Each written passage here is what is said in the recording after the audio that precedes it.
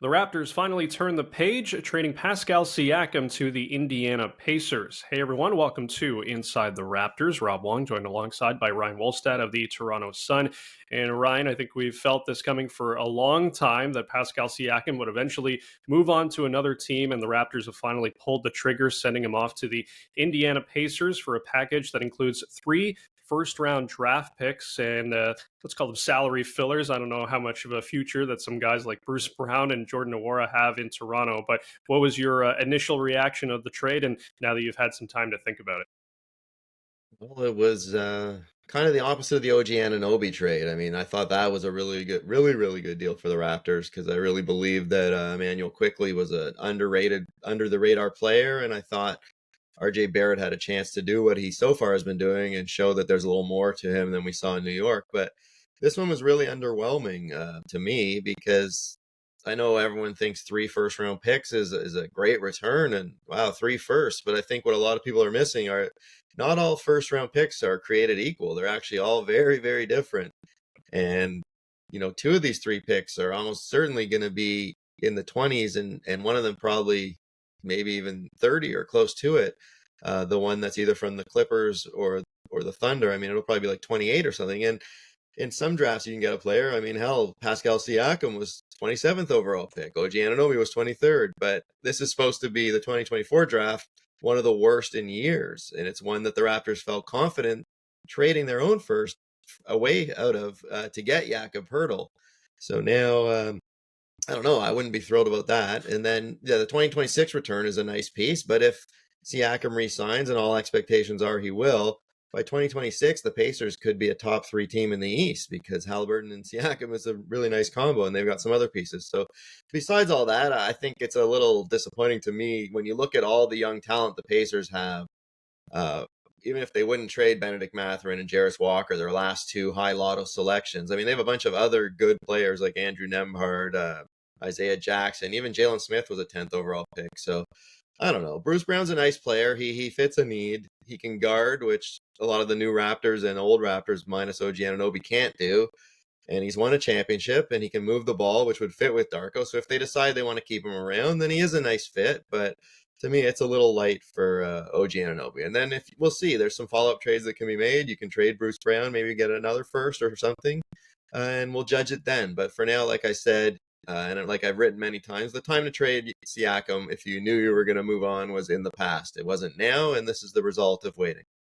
Yeah, it definitely is. It seems like they should have pulled the trigger a long time ago. So when you look back at Pascal Siakam's career in Toronto, a lot of highs, obviously, culminating in an NBA championship. We've got a Most Improved Player award, All Star teams, All NBA teams as well. I mean, it was just a remarkable run for him as a Raptor. How do you think he's going to be remembered by fans and the media for his time here?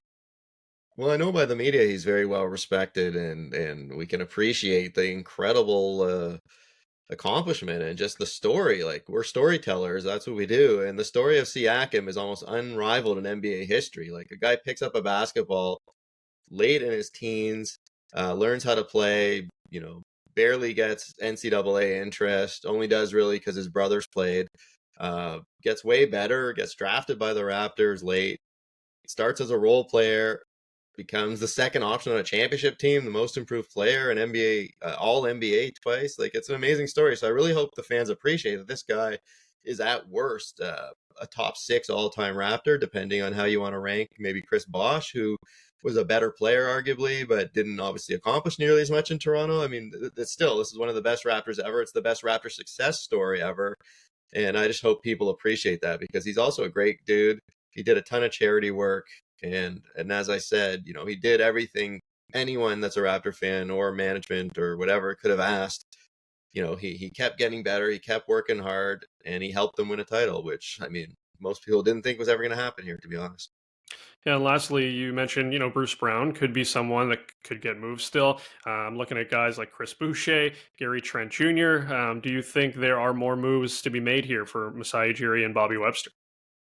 Yeah, there's definitely going to be more stuff happening. There's a lot of assets here that need to be cleared out for something instead of just letting them expire. I think, now that you've seen Siakam and Anunoby traded, they're going to have to decide, does Trent, he's still young enough to fit the Scotty Barnes timeline, but do they want to pay him? Obviously, a lot of these moves are predicated on being cautious with the salary cap moving forward because there's going to be some new restrictions. They've cleared their cap by getting rid of these guys and not having to re-sign them, but they're still going to have to re-sign quickly, and Barnes in a few years is going to be due a really big raise. So I don't think they're going to take on too many long-term commitments, but I think they're going to see what they can get for those guys. And I think Brown could go either way. Like I said, he's got a year left. The Raptors can decide if they want to exercise that option or not. They could also trade him next year if they kept him. So I think, to me, it would seem that they want him around for a little bit just to help stabilize things, to get Scotty Barnes away from defending the point of attacks, things like that.